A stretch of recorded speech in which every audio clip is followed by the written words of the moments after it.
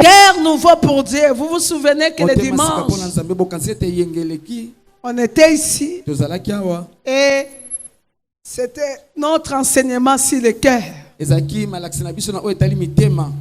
je pense qu'on s'est arrêté à 5 points ou à 4 points. À combien de points? À 5 points. Alléluia. Alors, je vous ai promis qu'on va finir cela. Alléluia. Amen. Parce que ce sont des enseignements bien aimés qu'il faut asseoir la foi. Mais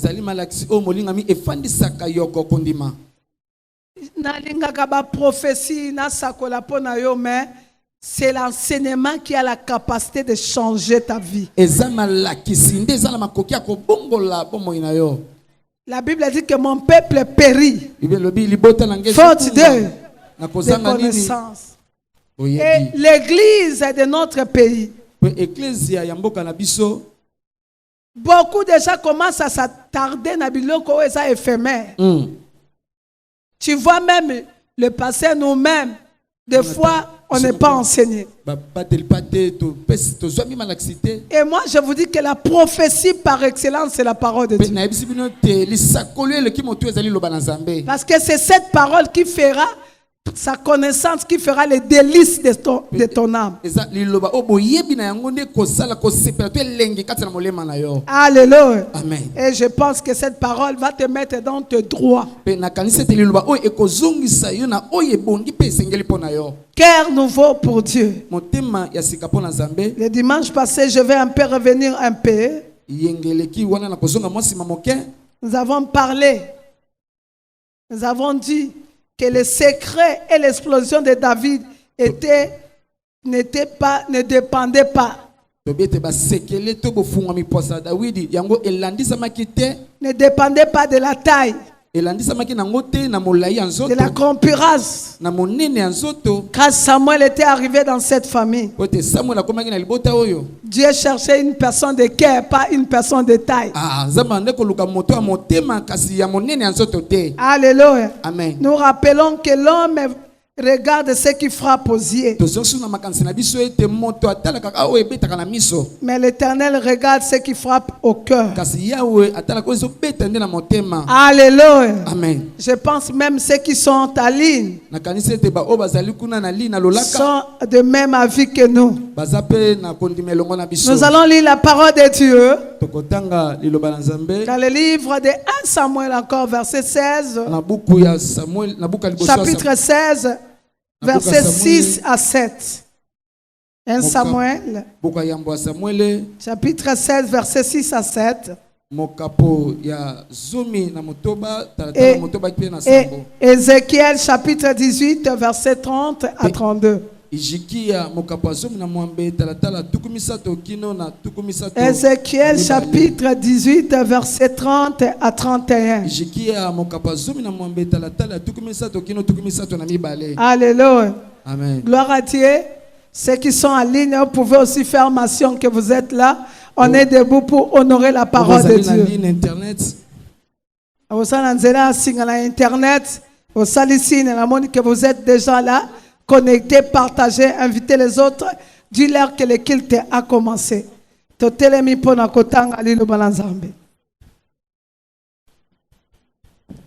Samuel chapitre 16. Le verset 6. Je lis au nom de Jésus-Christ. Lorsqu'ils entrèrent, il s'est dit en voyant Eliab, certainement loin de l'Éternel est ici devant lui. Et l'Éternel dit à Samuel, ne prends point garde à son apparence et à la hauteur de sa taille, car je l'ai rejeté. L'Éternel ne considère pas ce que l'homme considère. L'homme regarde à ce qui frappe les yeux, mais l'Éternel regarde au cœur. Ézéchiel 18, verset 30 à 32.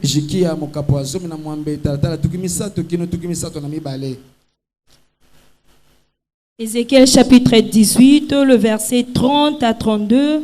Je lis au nom de Jésus-Christ. C'est pourquoi je vous jugerai chacun selon ses voies.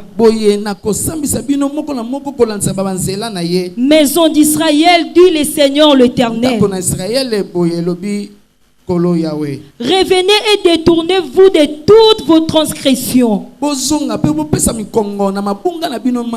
afin que l'iniquité ne cause pas votre ruine. Rejetez loin de vous toutes les transgressions par lesquelles vous avez péché. Faites-vous un cœur nouveau et un esprit nouveau. Pourquoi mourriez-vous, maison d'Israël? Parole du Seigneur. Nous rendons grâce à Dieu. Alléluia. Bien-aimé, le Seigneur ne considère pas ce que l'homme considère. L'homme regarde ce qui frappe aux yeux. Mais l'Éternel regarde le cœur. Alléluia. Amen. Il regarde le cœur. J'étais avec une maman. Et la maman en question m'a dit, il était étonné dans son église. Une seule protocole qui a une apparence pieuse. Tout le monde dit que moi ça la malade. Mais quand moi écoute obéissant, humilité, obéissante, humilité. Mais moi c'est azusé. Alléluia. Amen. C'est pas l'apparence pieuse qui fait d'homme, c'est une personne de sanctification. Alléluia. Amen. C'est pas parce que je suis belle, c'est ce qui attire Dieu. C'est non pas parce que je suis bien habillée. Je suis géant. Je suis gros. Alléluia. Amen. Penzambe atalaka te ato tenga maliboko okasi nzamba oyoka mapo na liboko na azakuna te. Ata mutu na velo nzamba azakuna te atalaka velo te. Ya yebe sa pesio pema un point. Un trait. Il regarde ton cœur ya muta velo. Azotande motema ya muta sakinga. Même si ndenga biso to saka mawa aza aveugle. Ce qui est ça qui m'a appris dans Nzambe mais alinga osale aveugle te. Est-ce que tu comprends? Très bien. Pendant Nzambe, et là que compter la mouton mon tête, celui qui ne voit pas c'est le cœur. Amen. Amen. Avoir 2 pieds, 3 pieds, avoir tout. Ce qui fait Dieu joie. C'est pas parce que tu manques l'argent. Non.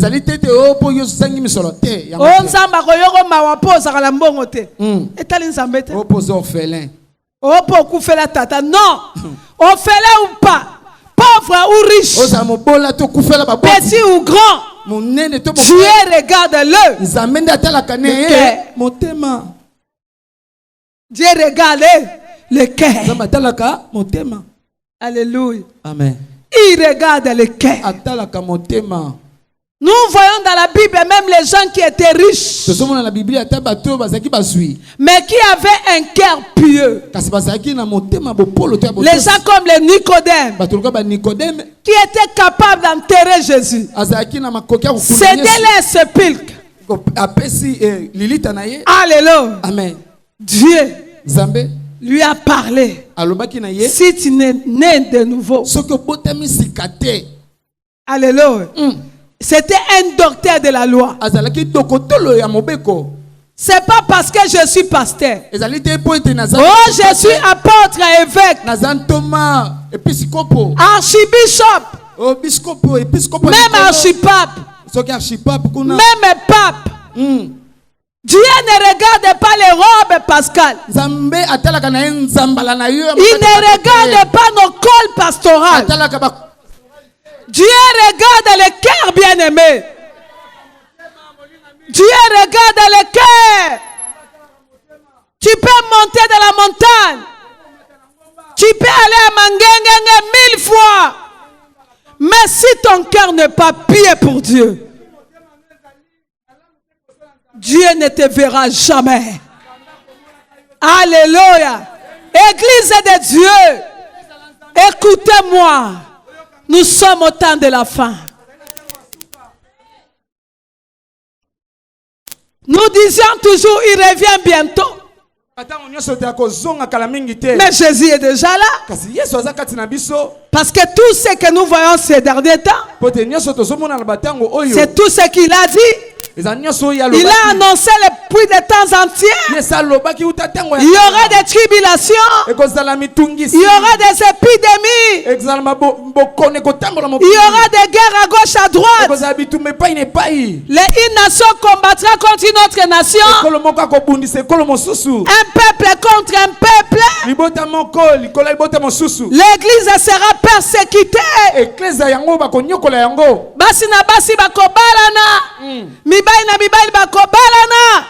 Et ça, quand vous verrez ces choses, ça annonce l'avenir. Et il est là. Et quand tu regardes, l'enlèvement est en train de se faire. Moi, je n'appelle pas la mort. Je dis c'est l'enlèvement. Parce que la Bible dit, vous serez deux. Un sera enlevé et l'autre restera. N'est-ce pas? Si moi, si mon baba bazari mbeto moko akei moka sainini. Préparons nos cœurs. Que nos cœurs soient capables d'attirer Dieu. Ne soyons pas matérialistes. Que les autorités m'écoutent. Vous devez préparer vos cœurs. Dieu ne vous demandera pas quel grade avais-tu sur la terre. Alléluia. Amen. Tu avais acheté combien de maisons? Tu avais voyagé, visité combien de pays? Mais Dieu regardera le cœur. Parce que dans la Bible, on nous a donné l'histoire des pauvres Lazare et du riche. Il manquait l'argent, mais il ne manquait pas Dieu. Mais l'autre avait tout, mais il n'avait pas Dieu. Oh, quelle joie pour quelqu'un qui a Dieu ce matin. Laisse que Dieu puisse être le maître de ta vie. Alléluia. Amen. Comme le cœur de Saoul avait abandonné Dieu, Dieu a choisi le cœur. Il a laissé le cœur de l'homme du trône. Mais il est parti chercher le cœur de l'homme de la forêt. Ribaba. Alléluia. Eba Sheka. Jésus. Le cœur du trône, Dieu a abandonné. Il a rejeté le cœur du trône. Mais le cœur du berger. J'ai compris. Quand on cherchait les enfants d'Israël, son père a dit sortir tous les 7. Les grands frères de David. Mais l'homme de Dieu a posé la question. Vous savez que c'est 7 enfants? Il a dit le plus petit. Il n'est pas là. Il est dans la forêt. Parce qu'il est berger. Berger. Oh, que les bergers, c'est l'image de Christ. Dans le livre de Jean, chapitre 10, verset 11, Jésus dit qu'il est le bon berger et il donne sa vie pour ses brebis. Parce que quand le voleur vient, il vient dérober, égorger et détruire. Mais le Fils est venu pour que les brebis aient la vie. Tel qu'il est, tel que nous devons être. Les bergers combattent pour ses animaux, combat pour son troupeau. Et c'est le cœur que David avait. Première expérience de la vie, il a combattu pour les animaux. Il a fait face au lion. Alléluia. Amen. Rien que pour combattre pour un animal. Combien de personnes peuvent combattre pour les gens qui sont tout autour de nous? Combien de personnes qui vont à l'église et qui sont en train de trahir leurs frères, leurs sœurs, qui sont en train de décevoir?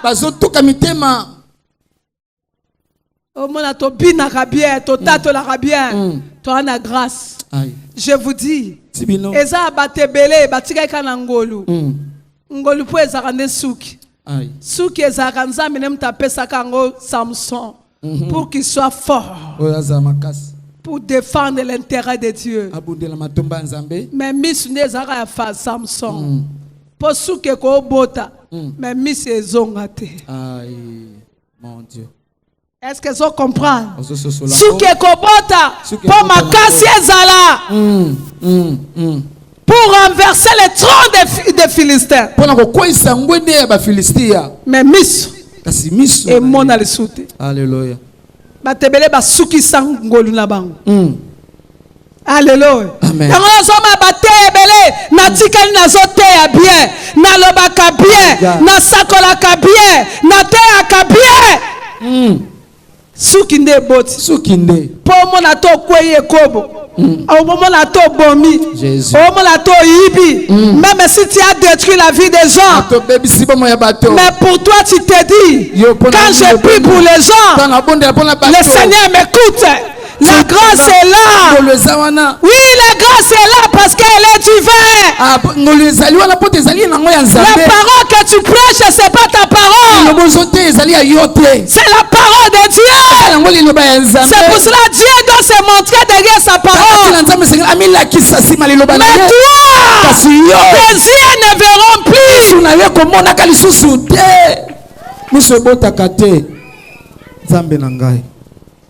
Ribaba yebasheka. La joie de l'Éternel, nos cœurs. La joie de l'Éternel, mitema na biso. Nos cœurs. Mitema. Un cœur nouveau, Papa Carlos. Mitema sika, Papa Carlos. Un cœur nouveau, Papa Moïse. Mitema sika, Papa Moïse. Ribaba. C'est la prière que nous devons commander cette année.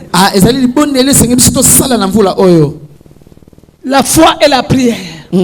M'ouvre des grandes portes, des miracles. Au nom de Jésus. La gloire de Dieu explose dans ma vie parce que j'ai un Jésus. Mais pour que ça fonctionne, signez un cœur nouveau. Alléluia. Amen. Faites-vous un cœur nouveau. Mbula to sale fort. Motema mabele wakati na yo. Amen. To so motema ya. Tu sais pourquoi David avait explosé? Bon, je rappelle ceux qui n'étaient pas là. Je vais aller un peu vite. Je vous ai dit tellement nous avons des temps de fortes prières la semaine. Le dimanche, ça sera l'enseignement et la prière. La moussa moninga za pembe na yo. Alléluia. J'avais dit que premier, il y a 12 fruits. Pour que l'explosion de gloire se manifeste dans ta vie.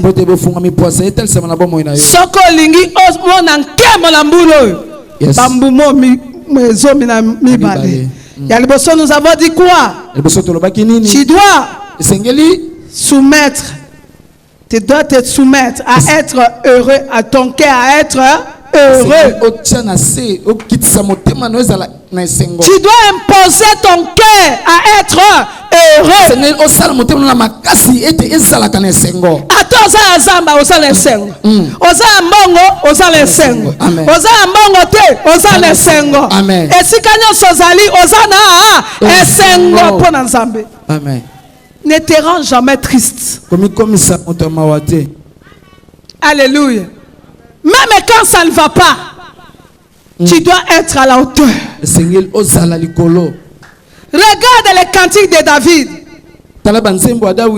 Tu vas comprendre qu'il était un homme heureux. Na déclaré moto nyonso akoyibe sengo na yo. Oh yes. Olongola na nzela na yo. Amen. Ozala kat ya église abater sengo na libérer sengo na yo. Amen. Ya soki shege o azanga ndako. Alali libanda batie musique pe aobina. E bongo yo mtoza nzambe. Yo mtoza nzambe. Zala sengo pote nzamba za ngambo na yo. Yes. Est-ce que quelqu'un peut dire que je reçois la joie? Je reçois la joie au nom de Jésus-Christ. Atababoyo, sois heureux. Amen. Zalene sengo. Atababo akisi. Oh mon anga zamabe. Oh que c'est le chemin de ta délivrance. Merci. Tout ce que nous voyons comme mauvais pour Dieu, c'est une bénédiction. Très bien, très bien. Alléluia. Amen. Alléluia. Amen. Ceux qui combattent qui Pharaon a s'élevé qui contre le peuple Israël était appelé Sabaron Misala. Abana roboma. Bano bazobotama. Moïse alinga botamate. Ok. Très bien. Na déclaré likola motomoko. Amen. Bitumba nyonso e bandi déjà na bandela mbulo. Yes. O yoki sonité. Yes. Et tiki 2020. Yes. Et ce mandat ya kokati c'est la 2021. Et ko libérer élévation na yo. Amen. Et ko libérer sala esengo. Amen. Ko banga te po moni Pharaon so landa yo. Nazo ebiso ke nzamba pesi e motema makasi. Yes. Poka koka ko libérer yo pour toujours. Amen. Et là konyoso motema ko kote malabi nguya nyonso.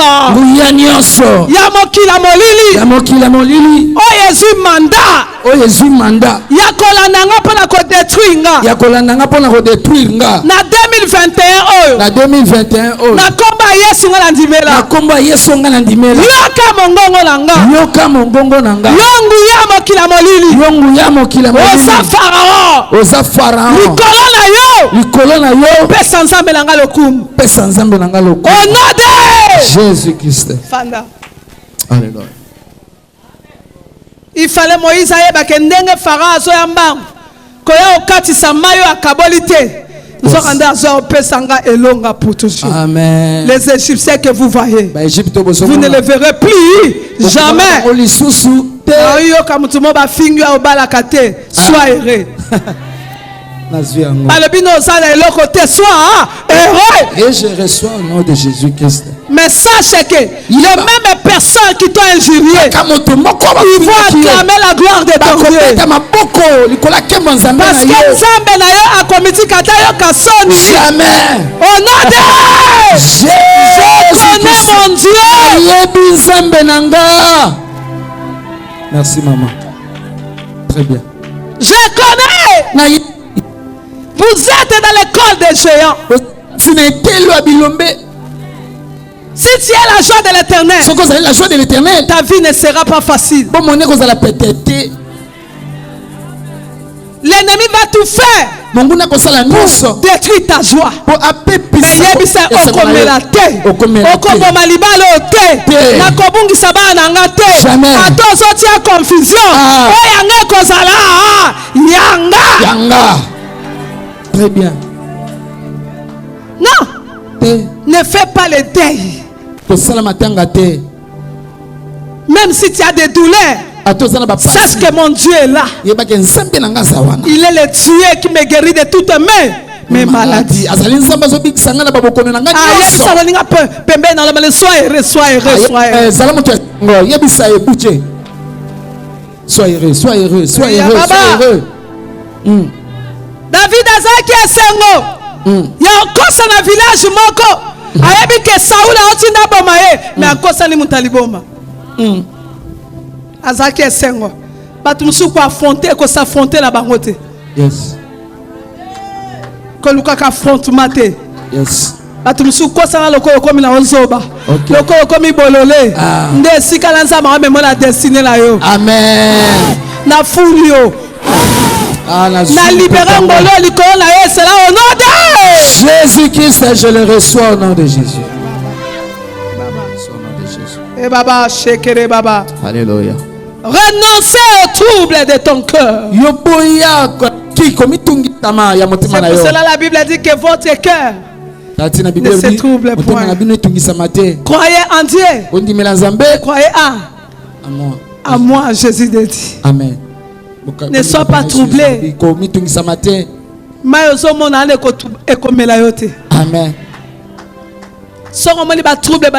Élève l'autel d'adoration. Amen. Nana yebaka kerita kufeli mobali mesuka suka bala Boaz. Même ngana yebakate. Pendant qu'il était encore dans la malédiction, il avait les sang moabites. Mais elle était seulement connectée avec une femme de grâce. Très bien. À cause de la grâce de Dieu que je porte, à cause de ce Dieu qui m'a ramassé, je te dis que ta destinée sera meilleure. Naomi a dit, elle était une femme comme moi. Naomi dit à Ruth, je vais assurer.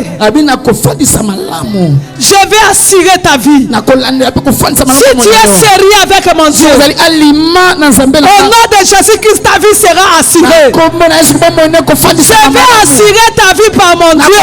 Au coup, ça la terre. Au coup, ça la détruité. Au coup, ça la néantité. Amen.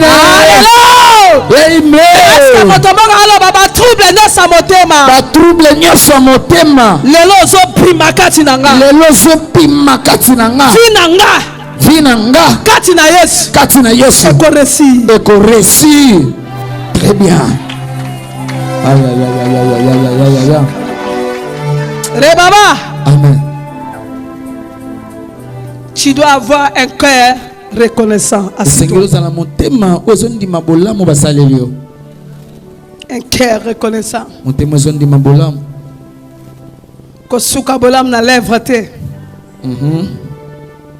Mutu soki a salé malam ko bana ko reconnaître. Très bien. Ata komi mabela suka yo demere na bolam wa sala yo. OK, merci.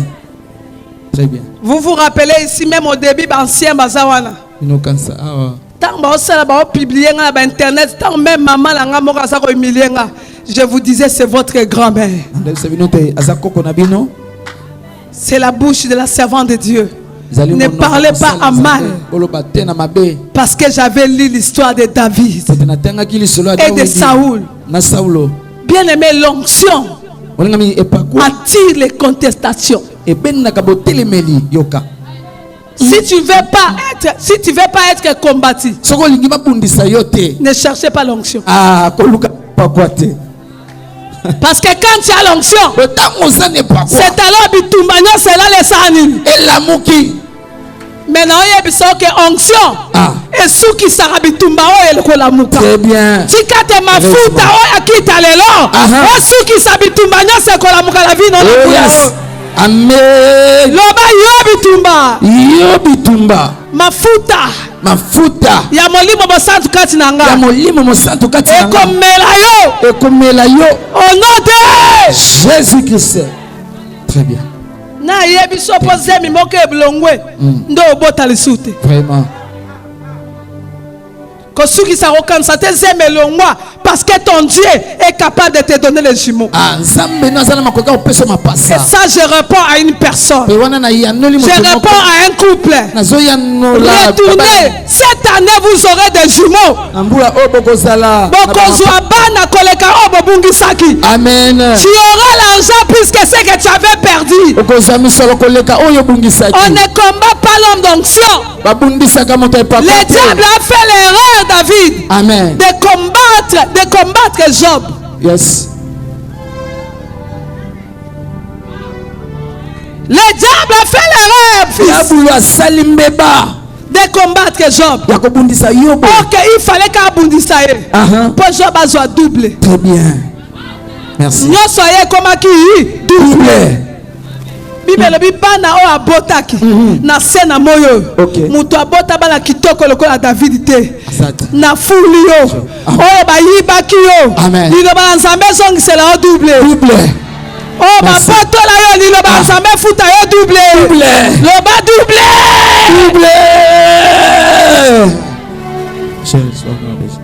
des mains reconnaissants yo umela na kodima bolamba salelio ko boma Saulu te kotonga basala nzambe te. Très bien. Yes. Diaba ko sa ke musa nzamba zali bakupona yo. Kotonga ete. Tongete. Embati. Kataka songela maloba oyo. Nazaki occasion boma mo na bomio. Bomio te. La reconnaissance. Koyeba kondima bolamu. Moto abokola yo na ndaku na ye kozala méchant contre yete. Amen.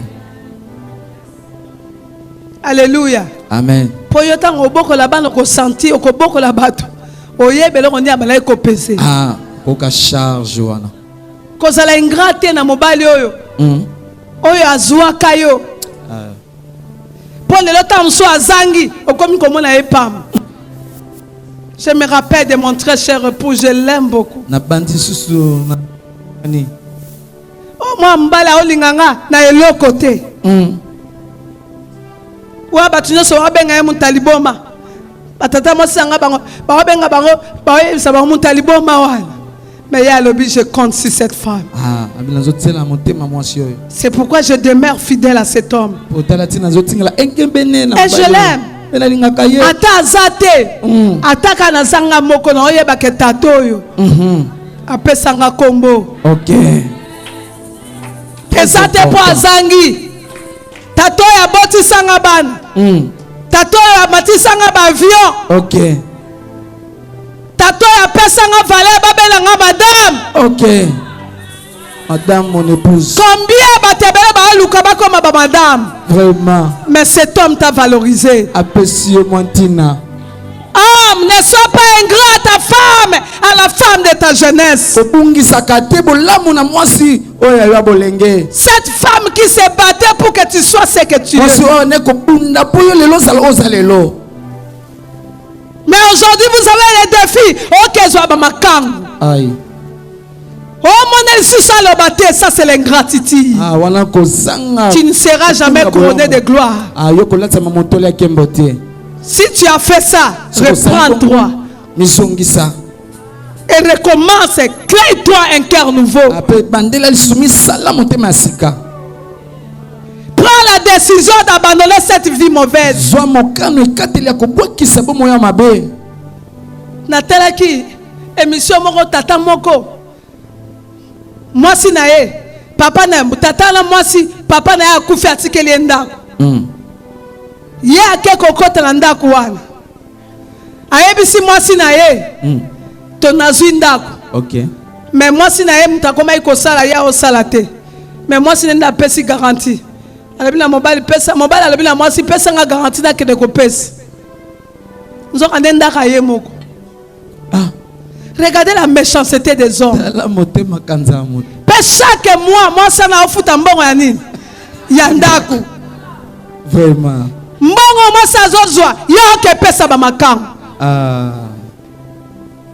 Ake mela masanga. Moi ça ko tulungana, alambi biloko, atiela ndaku, ozolia. Mais osa ingrat. Parce que même tata la moi na banga abeli. Mais 80 000 francs. Il y a ça mon opération tata ba oti ofute ndako na mwasi. Abimi siteti moi la koufi. Comment tu verras la gloire? Mon frère, ne sois pas cet homme. Ne sois pas cet homme. Oh, atika kanda kunzala kepe sambonge pa makangu. Oh, atika moi si nazo souffrir. Oh, même attends la tendresse à mon côté. C'est ma femme, merci pour tout ce que tu fais. Il y a quoi encourager mon amour. Merci, tu es une bénédiction. Moi, je vous dis, moi, je suis béni par un mari.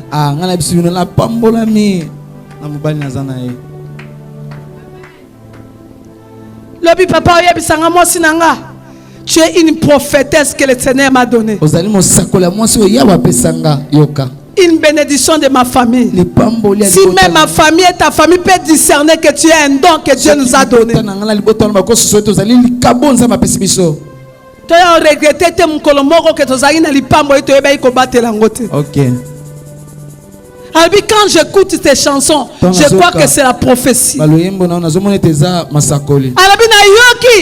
album Abakouk na yoki nze mongonge beti na comprendre nzamba balai ko yebisa mwasi nanga ba événement zoya.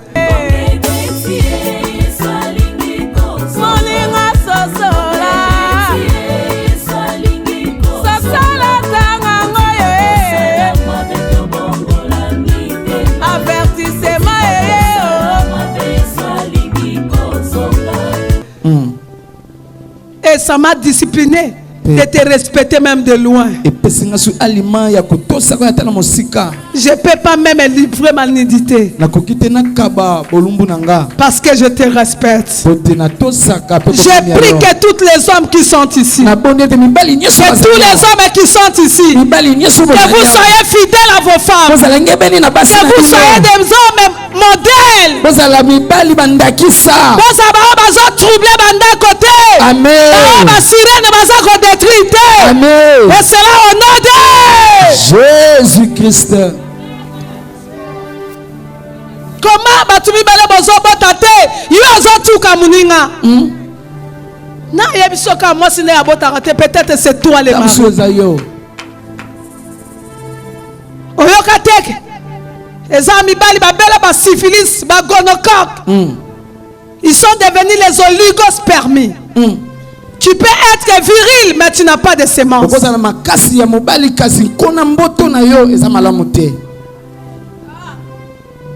Alléluia. Amen. Comment Papa Timano a un problème? Abimi na malformation, tu commences à accuser ta famille, accuser ton épouse. Tu n'es pas reconnaissant? Est-ce que moi ça me tient rasé? Vraiment. C'est-à-dire cet enfant vient de toi. Combattez-vous deux. Donnez-vous la main. Dans la main.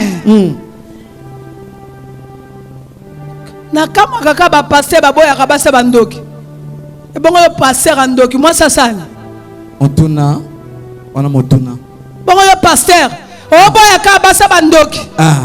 Bon o délivrer bandoki l'église poigne. Vraiment. Il y a l'église aux autres délivrés, il y a moi si nous oboya.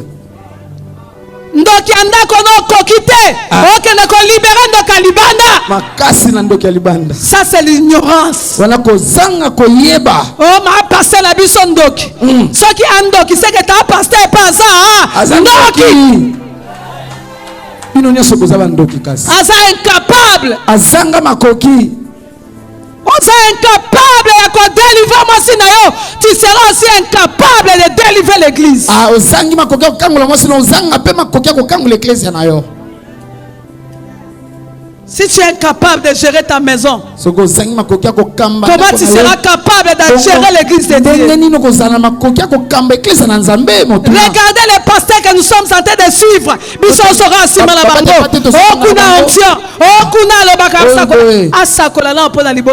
Vraiment. Asakola. C'est pour cela l'église. Maintenant c'est le tour de cœur. Ça y pèse la montée. Kolanda mtao kwa isabatute. Kolanda te soka tia ba bastu asani. Wa ba koi. Aho peso prophétie tina kala so banganga pe ba pesa kam. Ah OK. Ya sikeza te. Et pas biso kutu batonda kuna.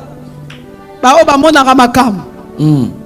Alléluia. Amen. Oui, la prophétie réelle existe. Mais la prophétie doit marcher avec le témoignage de la personne qui le donne. Le prophète ne doit pas être pour les autres. Il doit d'abord être prophète pour soi-même. Pour sa maison. Pour sa famille.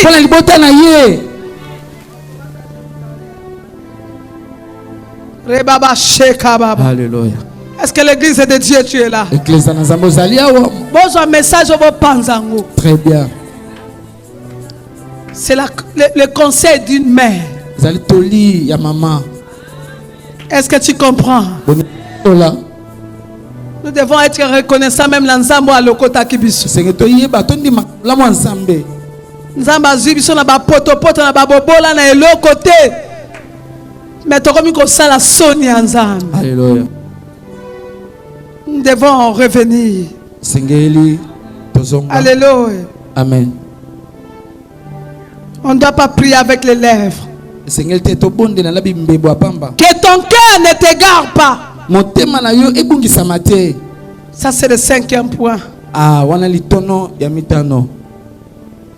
Que ton cœur ne t'égare pas. Sima eloba ndeko. Simba eloba ndeko. Ningisa epenza eloba na ndeko. Ndeko. Motema na yo. Motema na yo. Ebungisa te. Ebungisa te. Ebungisa yo te. Ebungisa yo te. Obunga te. Obunga te. Amen. Betela Yesu maboko yaya, betela Yesu maboko.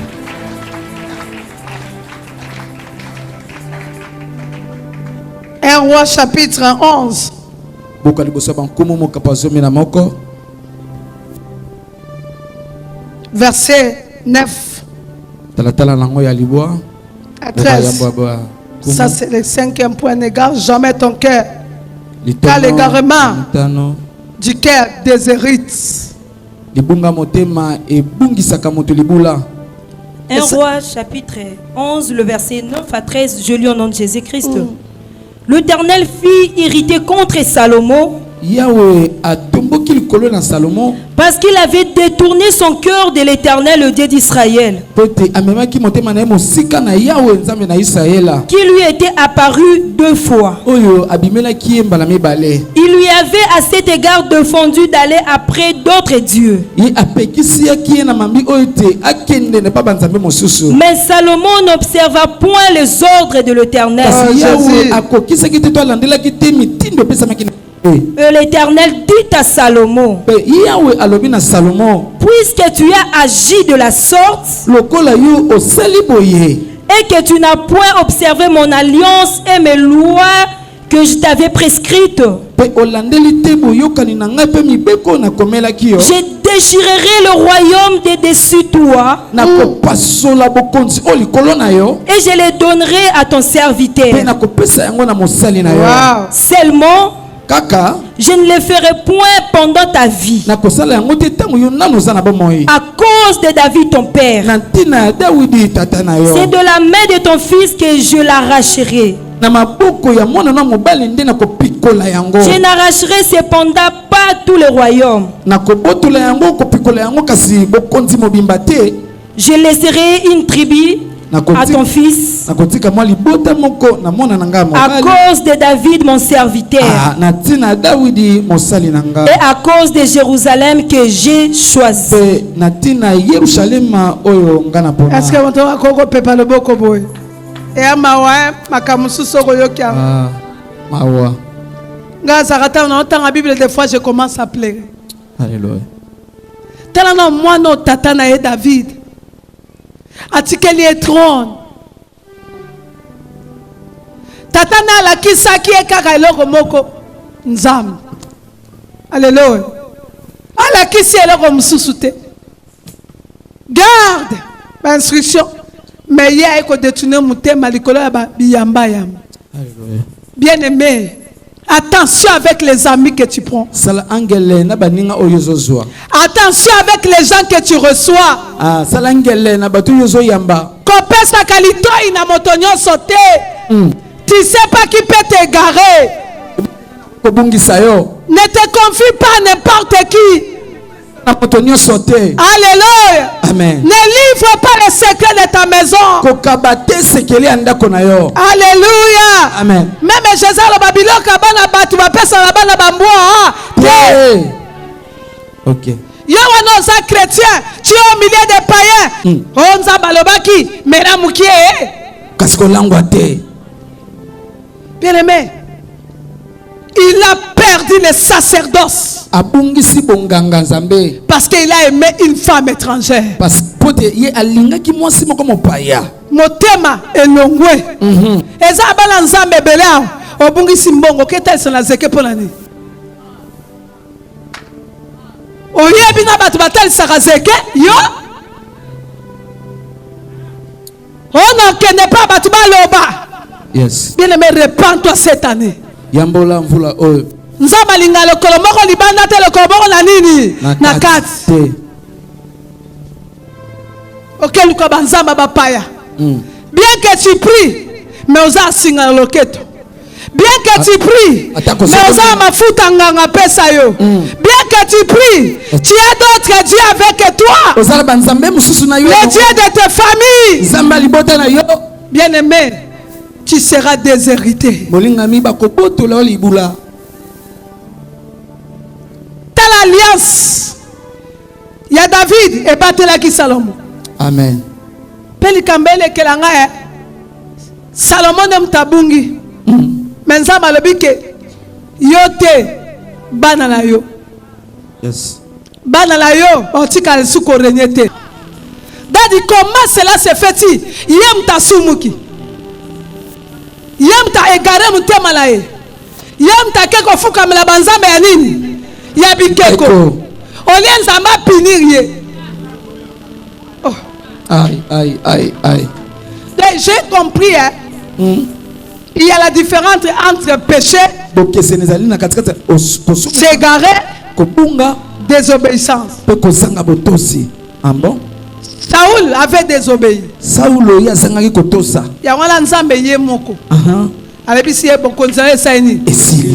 Tant y a pas à désobéir. Ya wana keba la désobéissance. Keba. Désobéissance est kolongola yo. Na bokonzi. OK.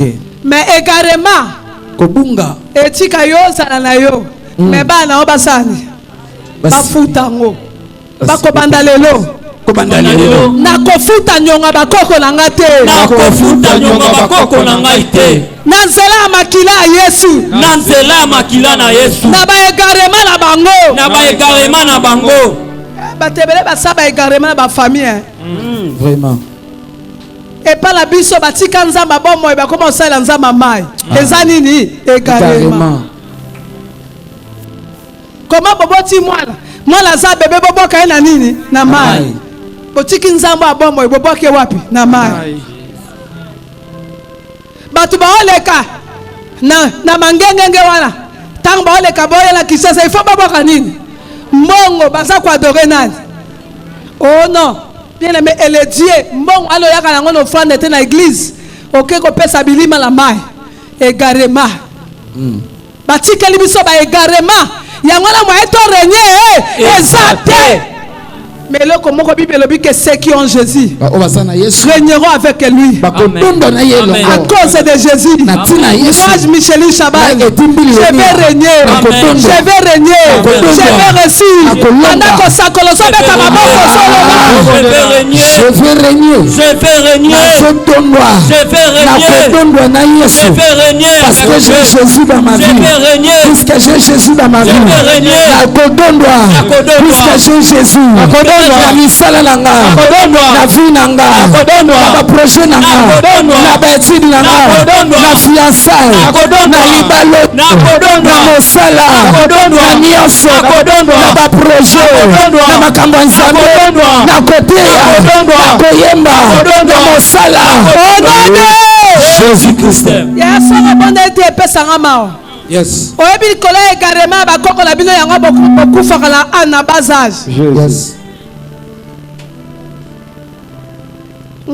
Beaucoup boso kufa na âge ya muke. Likola egarema la bino ya libota la bino bien aimé.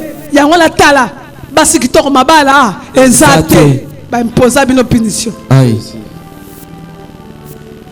Likola egarema ba mususu otiki mibali nyoso kele na tata na yo. Alléluia. Okezwa mobali andeko na yo. C'est le carrément. Zakobunga. Oye bien lo ni mama abina salaka. Soka soka mobile ya na e. So ba sangisaka. OK libota o balaka ngo ba bi c'est l'inceste. Lokola inceste kota awa. Ba stérilité ba kozala awa. Bakobonga te ba kozala awa. OK. Lobali yo également. Na maboko na makozo tala. Oye komela bolamu. Kosepela. Na libota nanga. Na après-midi alelo. Na nzela ya makila. Na stop. Na loi ya égarement. Au nom de stop. Na balua nyonso na ba projet de sabanguna na maloba la bango na balua ba tche na ndelu na bango na ba projet na bango. Message nyonso pesami na mbulo oyo. Message nyonso pesami na mbulo oyo. Na 5 continents monde. Ezala frappé na liwa. Ezala frappé na malade. Ezala frappé na ba épidémie. Ngai mwana na yo Edimbi Lilonia. Na nzela nzambe na lukaka. Na motema bosembo. Yawe nzamba Israël. Arrêtez ba épidémie. Arrêtez liwa. Na vie nanga. Na ndako nanga. Na libota nanga. Na église nanga. Na mboka nanga. Arrêtez en monde. Motema yawe arrêtez liwa. Osobeta maboko. Osobeta nzambe. Jésus arrêtez liwa. Yesu ezala nzela épidémie arrêtez yango. Nicolas libota nanga. Nicolas mboka nanga Congo. Ribaba.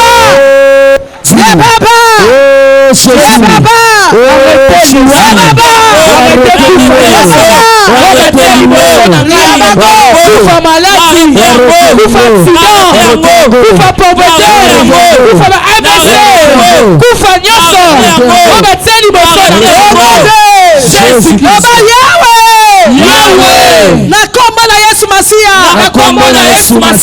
Nicolas motema bosembo. Un cœur droit de Jésus. M'a donné mandat. L'accès. De régner. De dominer. Sur la mort. Liwa yokanga. Maladie yokanga. Ba perte yokanga. Mvulo yo. Okozo accepter. Na libota nanga. Au nom de Jésus.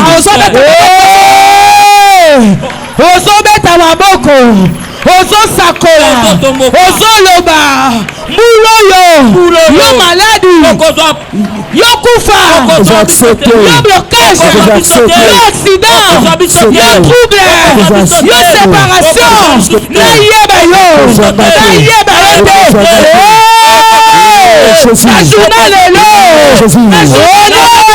Jésus Christ. Baluka personne za tombola maboko. Balobi un cœur droit donne la longévité. Dieu n'avait pas résisté. Il a dit Va dire à Ézéchias. À cause de ce qu'il a dit. Je lui donne encore la longévité. Tu vas bénir le Seigneur pour la longévité dans ta vie. Amen. Nandimela Yesu te pour la kufa. Na kufaliwa soni. Amen. Yahweh, merci pour la baptiser nga. Ko vacciner nga. Na esprit à longévité. Amen. Longévité pour ndako na pour na mobile na yo pour na ba na yo. Commence à élever le Seigneur. Oui maman, même le corona, Seigneur mon Dieu mon roi. Je t'élève le baba. Yesu na tombo likombo na yo. Pour la longévité. Na tombo likombo na yo. Merci mon sang tunalola. Merci Jésus. Bien tombo la Yesu pesa et merci. Alléluia. Alléluia. Alléluia. Remercie le Seigneur. Commence à bénir Dieu. Un cœur nouveau. Merci de m'avoir fait entrer dans le secret divin. Alléluia. Nous adorons le roi. Nous le remercions pour ce message. Alléluia. Remama shaka bababa. Ababa ya baba. Les instruments s'il vous plaît. Gloire à Dieu. Alléluia. Remago shika bababa. Alléluia. Alléluia. Alléluia. Adore le Seigneur. Remercie le Seigneur. Na onyo so salelio. Na onyo so yoki. Jamais ko zala égaré. Oye bana iko kanga yo. Lelo nzamba bimiso pa kangolio.